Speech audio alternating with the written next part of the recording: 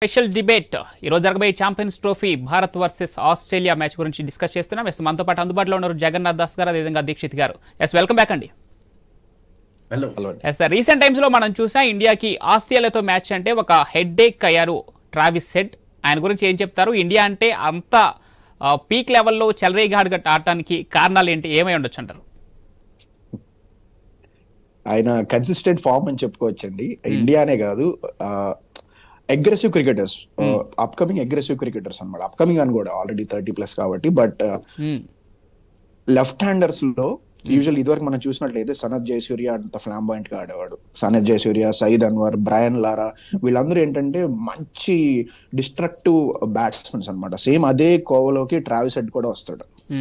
And ముఖ్యంగా India మీద అంత కన్సిస్టెంట్ గా పర్ఫామ్ చేస్తున్న ఆస్ట్రేలియన్ బ్యాట్స్మెన్ ఎవరైనా ఉన్నారు అంటే లిమిటెడ్ ఓవర్ ఫార్మాట్ లో ట్రావిస్ హెడ్. మళ్ళీ ఇప్పుడు టెస్ట్ క్రికెట్ అంటే స్టీవ్ స్మిత్ పేరు కూడా మనం తీసుకోవాల్సి వస్తుంది. ఎనీవే, ఇప్పుడు ఈ మ్యాచ్ లో మనం చూసినట్లయితే కనుక మనం 4 ఇంపార్టెంట్ బ్యాట్స్మెన్ ని దృష్టిలో పెట్టుకోవాలండి. Number 1 Travis Head, number 2 Steve Smith. వీళ్ళిద్దరు వికెట్స్ చాలా క్రూషియల్ అండ్ చాలా కీ. వీళ్ళిద్దరితో పాటు మనం ఇంకో 2 బ్యాట్స్మెన్ కూడా దృష్టిలో పెట్టుకోవాలి, Marnus Labuschagne and Alex Carey. ఎందుకని వీళ్ళిద్దరు పేర్లు కూడా చెప్తున్నాను అంటే Alex Carey first of all super form లో ఉన్నాడండి. ఆల్మోస్ట్ ఎవ్రీ మ్యాచ్ లో 50 లేదంటే 30+ రన్స్ కొడుతున్నాడు. దట్ టు కన్సిస్టెంట్ గా, అంటే బాల్ టు బాల్ ఎక్కువ టైం కూడా తీసుకోడు. అండ్ లాబుషేన్ ఏంటి అంటే ఇలాంటి స్లో ట్రాక్స్ మీద లాబుషేన్ ఆడే సింగిల్స్ కానీ గ్యాప్స్ లో పుష్ చేసే 2-3 రన్స్ కానీ కూడా స్కోర్ కి యాడ్ చేసేస్తుంటాయి. సో ఇప్పటివరకు మనం చూసినట్లయితే దుబాయ్ పిచెస్ మీద నాకు తెలిసి మనమే 270-280 వరకు వచ్చి ఉంటాం. అది కూడా 270-280 రిజిస్టర్ అయిందో కూడా లేదు ఈ సిరీస్ లో ఇంకా. సో మనం దృష్టిలో పెట్టుకోవాల్సింది ఏంటి అంటే 4.5 రన్స్ per over, అంటే సమ్వేర్ అరౌండ్ 245-260 మధ్యలో కొట్టినా కూడా it will be very difficult to chase. First batting మనకు వచ్చి మనం 260 కొట్టామంటే that's a definite winning score నన్ను అడిగితే. ఎందుకంటే ఆస్ట్రేలియాకి అంత డెప్త్ లేదు బ్యాటింగ్ లో చూసినట్లయితే. బట్ ఒకవేళ వాళ్ళు మనం చేస్ చేయాల్సి వచ్చి 240 స్కోర్ ఉన్నా కూడా చాలా ట్రికీ అయ్యి it might go till 48th or 49th over మనం గెలవాలన్నా కూడా. సో ట్రావిస్ హెడ్ ఎంత ఫామ్ లో ఉన్నా ఇండియా మీద ఈ పిచ్ అనేది ఫస్ట్ 10 overs తర్వాత స్లోగా బిహేవ్ చేస్తుంది కాబట్టి ఫస్ట్ 10 overs లో లిమిటెడ్ రన్స్ మనం కన్సీడ్ చేయగలిగితే, హెడ్ కున్న అలవాటు ఏంటి అంటే he likes to express himself అనమాట. అంటే బాల్ అంటే స్పీడ్ గా వచ్చే కొద్ది ఇంకా స్పీడ్ గా ఆడుతుంటారు. రోహిత్ శర్మ, ట్రావిస్ హెడ్ ఇద్దరు ఒకటే టైప్ ఆఫ్ ప్లేయర్స్. సో మనం అది కంట్రోల్ చేసి 6th or 7th ఓవర్ నుంచే స్పిన్ బౌలింగ్ ని తీసుకొస్తే ఆ వేరియేషన్ వల్ల బాల్ ఇంకా స్లోగా వచ్చి అండ్ కొన్నిసార్లు స్పిన్ అయ్యి కొన్నిసార్లు గ్రిప్ అయ్యి హెడ్ ని కూడా మనం త్వరగా 20-25 runs లోనే అవుట్ చేసే ఛాన్సెస్ ఉంటాయి. So I'm quite positive. Definite గా చెప్తున్నాను నేను, మన ఫస్ట్ 10 overs లోపే definitely Akshar Patel or Jadeja bowling వేయడం చూస్తాం వాళ్ళు. మనం Dixit, why not Axar Patel in the opening overs? It will be a gamble. Yeah, exactly అండి. అదే very good gamble. absolutely అండి. అదే బాల్ కొంచెం he can slow down this thing. Exactly. Yes sir. Match అంటే బిగ్ మ్యాచెస్ అంటే పాకిస్తాన్తో ఇండియా వర్సెస్ పాకిస్తాన్ అంటే ఖచ్చితంగా ఇంట్రెస్టింగ్. కానీ ఆస్ట్రేలియా వర్సెస్ ఇండియా అంటే మాత్రం కొంత నెర్వస్నెస్ ఉంటుంది. అది కూడా ఇండియన్ ఫ్యాన్స్లో ముఖ్యంగా కొంత భయం ఉంటుంది. ఆస్ట్రేలియాతో మ్యాచ్ అంటే ఎందుకు ఈ భయం? సింపుల్. ఆస్ట్రేలియన్ ఇప్పుడు మన ఇండియా ఫుట్బాల్లో బ్రెజిల్ ఆడినా ఫ్రాన్స్ ఆడినా వాళ్ళ టాప్ టీమ్స్ అన్నమాట. ఎప్పుడన్నా పెద్ద టీమ్స్ ఆడితే same thing India Australia is considered the top number 1. And చూడండి వాళ్ళు దే హావ్ టేకెన్ వాళ్ళు మాక్సిమం నంబర్ ఆఫ్ మ్యాచెస్ గెలిచారు. కానీ ఇక్కడ అంటే అట్లాంటి బిగ్ టీమ్స్ తో ఫైట్ చేయగల సత్తా లేదా టీమిండియా కంటే ఖచ్చితంగా ఉంది. కానీ ఆ కాన్ఫిడెన్స్ లెవెల్స్ ఎక్కడ తగ్గుతాయని అనుకోవచ్చు మనం? కాన్ఫిడెన్స్ లెవెల్ తగ్గదు. It's all the days match. మీరు చెప్పండి, ఇప్పుడు చూడండి, టుడే వి మే టాక్ 2023లో మనం అనుకున్నాం గెలుస్తామని. Few tactical errors, one catch one drop, అది మనం చేయలేం. అక్కడ ట్రావిస్ హెడ్ ఒక క్యాచ్ ఇచ్చాడు కూడా we could take it. Same thing ఇక్కడ ఆస్ట్రేలియా మ్యాచ్ మీరు మీరు చూడండి లాస్ట్ 10-12 years లో India's attitude towards Australia has changed. ముందు ఆస్ట్రేలియా వస్తే మనం అందరూ భయపడేవాళ్ళం, ఇప్పుడు కాదు. Ravi Shastri has instilled that boldness. ఎందుకు మనం ఆడలేము వాళ్ళతోనే, మనం ఆడలేస్తాం, మనకు ఉన్నది, మనకు టెక్నిక్ ఉన్నది, పుట్టి ఆ ఫియర్ తీసేయాలి. ఆస్ట్రేలియన్స్ ఏంటి, వాళ్ళు కూడా టోమ్ కాదు టీం. ఇప్పుడు ఈ ఐపీఎల్ టీం వచ్చిన నుంచి యంగర్ ప్లేయర్స్ ఆ ఫియర్ని విసిరిసారు. ఇంకా లేదు ఆ ఫియర్. ఆస్ట్రేలియా రాని, ఇంగ్లాండ్ రాని, పాకిస్తాన్ అని మేము గెలుస్తాం. మీరు చూడండి, because of IPL Abhishek Sharma is latest example.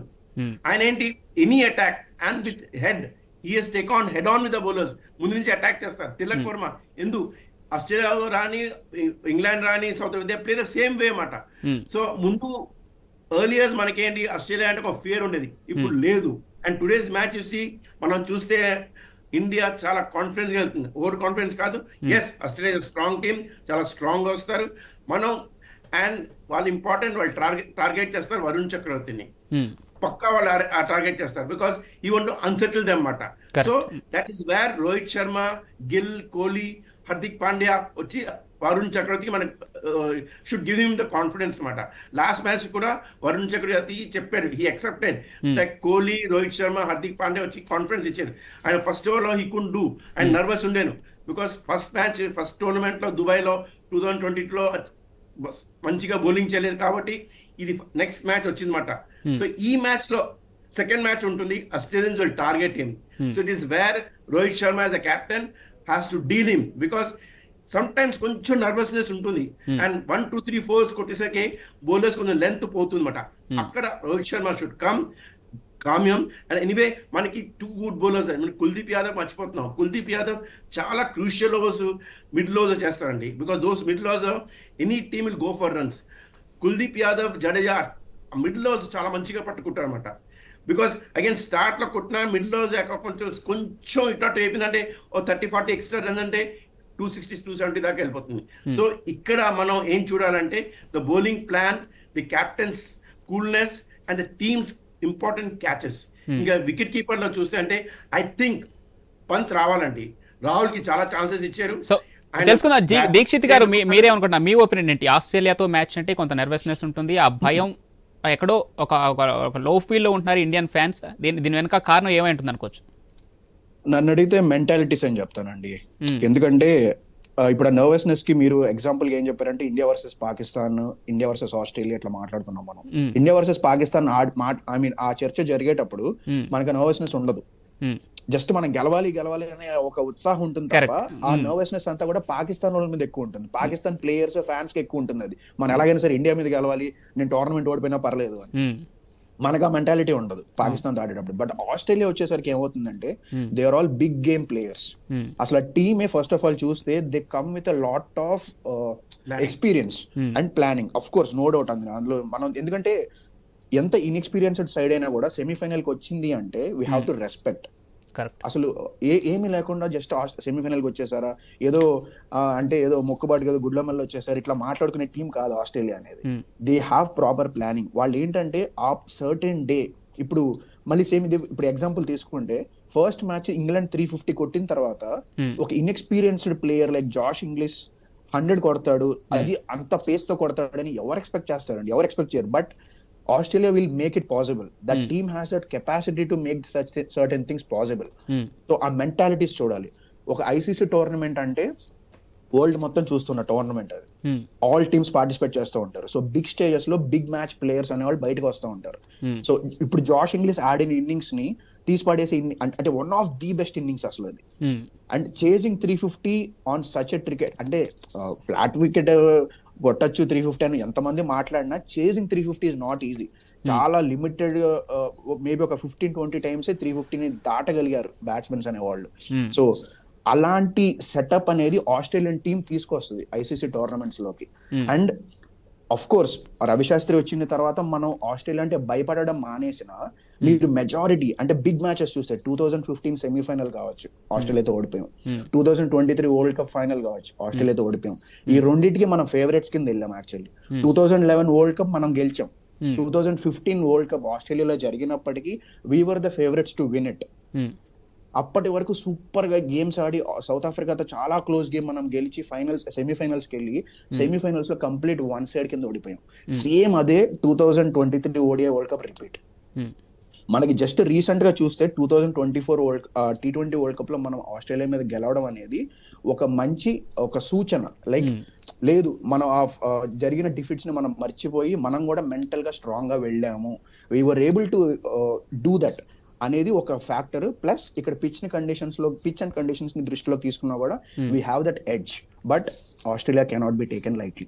So Jagannath Das గారు, ఇప్పుడు టీమిండియాకి హెడ్ ఏక్ ట్రావిస్ హెడ్ అని చెప్పి మనం చెప్పుకుని, ఇప్పుడు ఆస్ట్రేలియాకి కోహ్లీ ఈ మ్యాజిక్ వర్కౌట్ అవుతుంది కూడా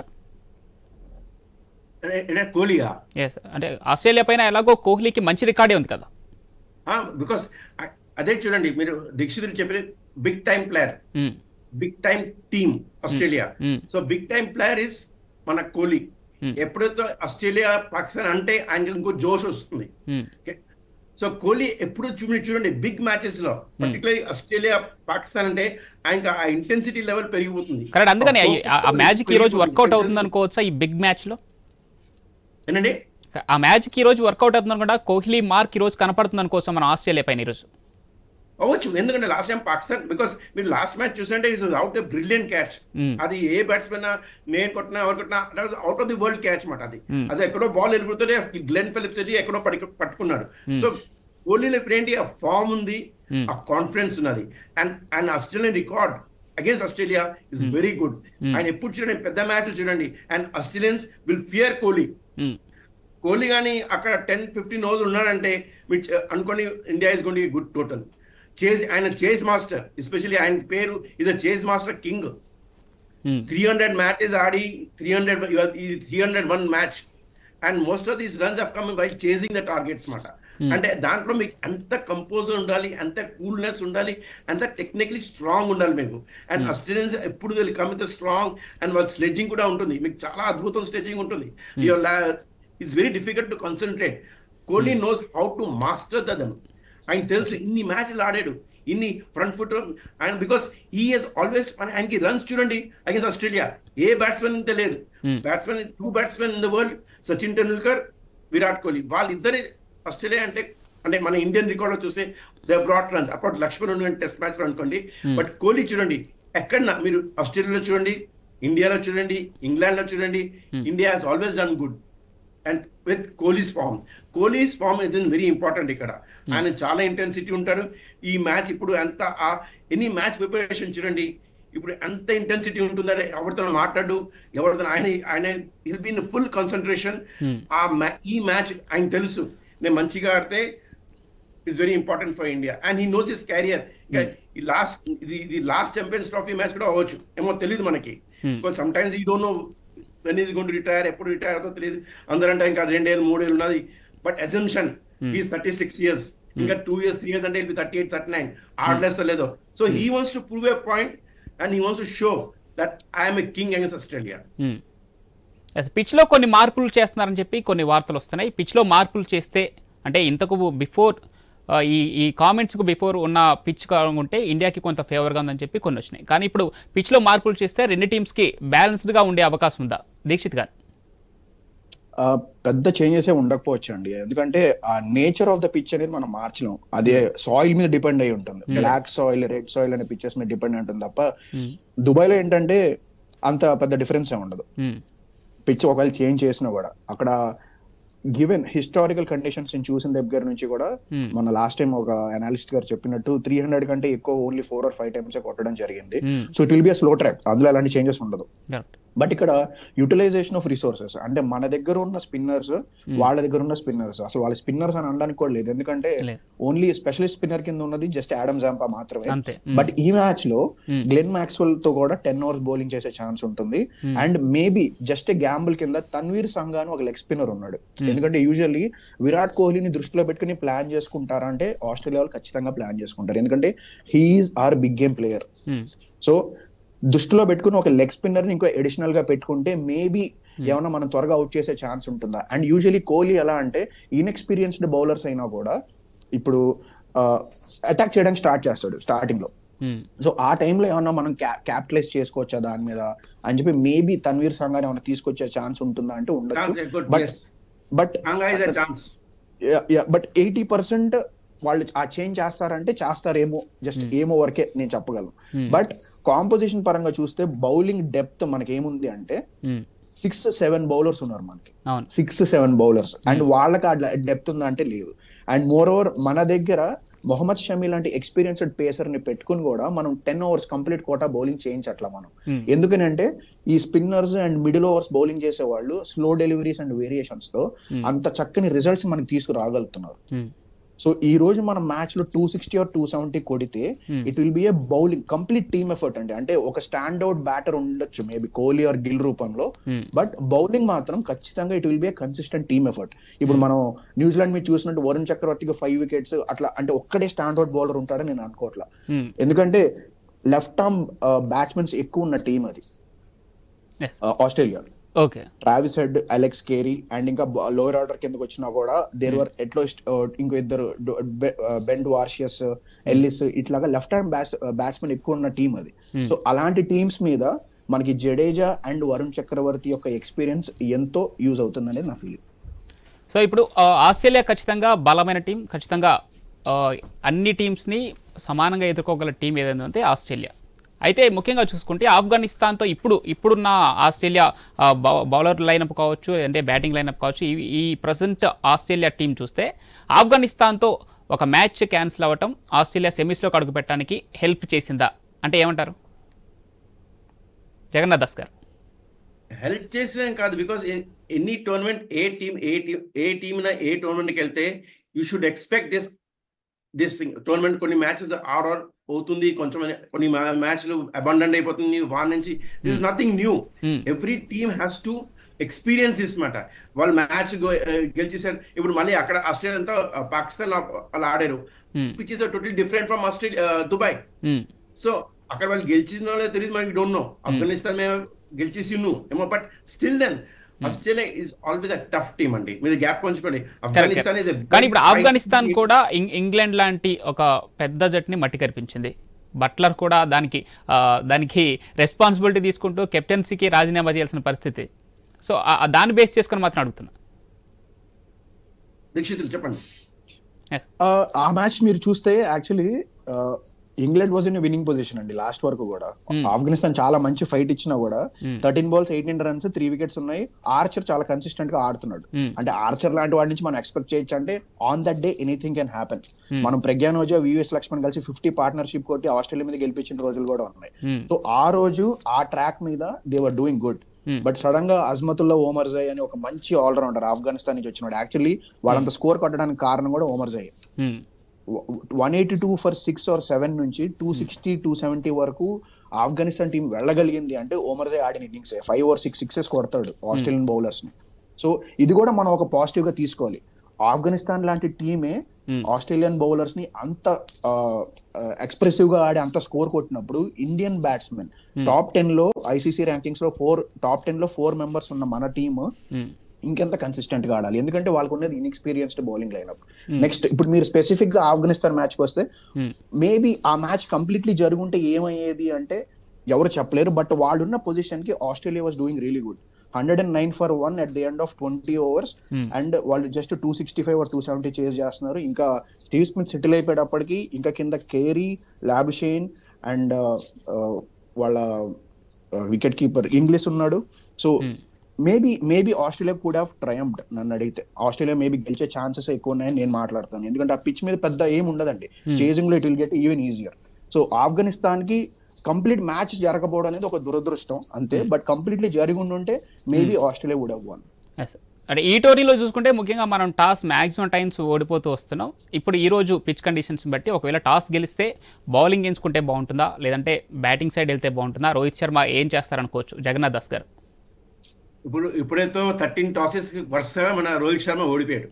సో టాస్ లో ఆయన చేతులు అసలు లేదు. ఆయన టాస్ విసురుతారు కానీ ఎప్పుడు ఓడిపోతే వస్తుంటాడు. బట్ అగైన్ ఎనీథింగ్, మీరు దుబాయ్ మ్యాచ్ చూసి ఉంటే New Zealand may have faltered last match లో.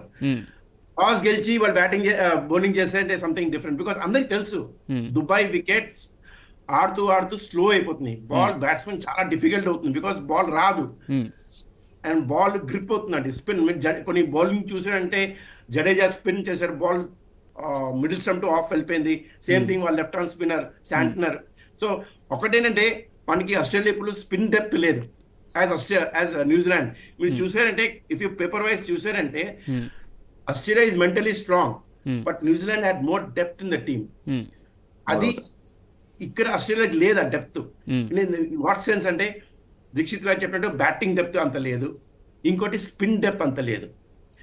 ఏదో జంపా వచ్చి బౌలింగ్ చేస్తాడు, 40 runs తీసుకుంటాడు, 2 wickets తీసుకుంటాడు. But who will run through the team like Varun Chakravarthy or Akshar వాళ్ళకి లేదు, or like Santner or like Phillips or like Bracewell. So ఆస్ట్రేలియాలో ఒకటే దే టు డిపెండ్. బికాస్ మీరు ఒకటి గమనించండి, Australia 2 good bowlers unsung heroes. ఒకటి నాథన్ ఎలిస్, ఇంకోటి వార్సెస్. వాళ్ళ బౌలింగ్ అందరూ అనుకుంటాం కానీ ఆన్ దిస్ వికెట్ చాలా కష్టం అండి బ్యాటింగ్ చేయడం. వాళ్ళు చాలా వేరియేషన్ ఉంటుంది. మన పూర్వం కాలంలో అందరూ అంటారు స్పిన్నర్స్ వేరియేషన్ చేస్తారండి, but now the fast bowlers కూడా వేరియేషన్ అంటే వాళ్ళకి తెలిసి వస్తుంది. అలా how to bowl the slower bowlers outside the off stump, లేకపోతే స్లోవర్ బౌన్సర్స్. సో బ్యాట్స్మెన్ కి చాలా జాగ్రత్తగా ఉండాలి. Whether the ball come slowly off the pitch or fast off the pitch.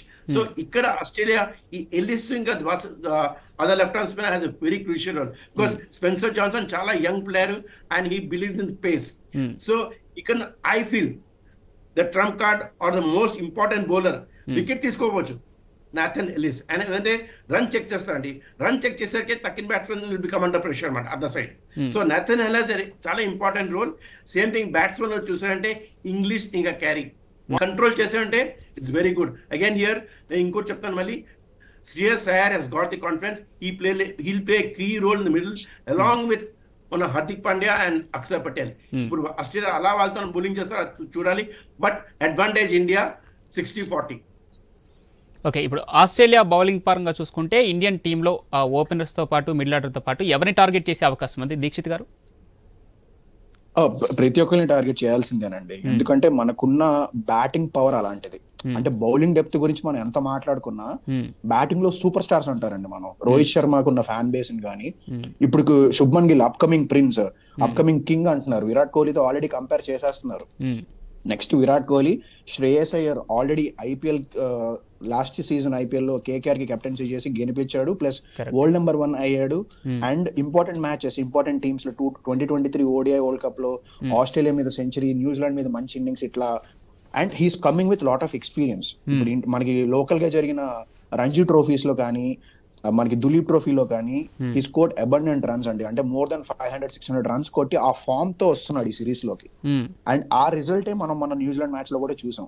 So Shreyas Iyer and Akshar Patel, Hardik Pandya, Ravindra Jadeja, almost 7 members మనకి proper 50+ runs కొట్టే batsmen ఉన్నారు.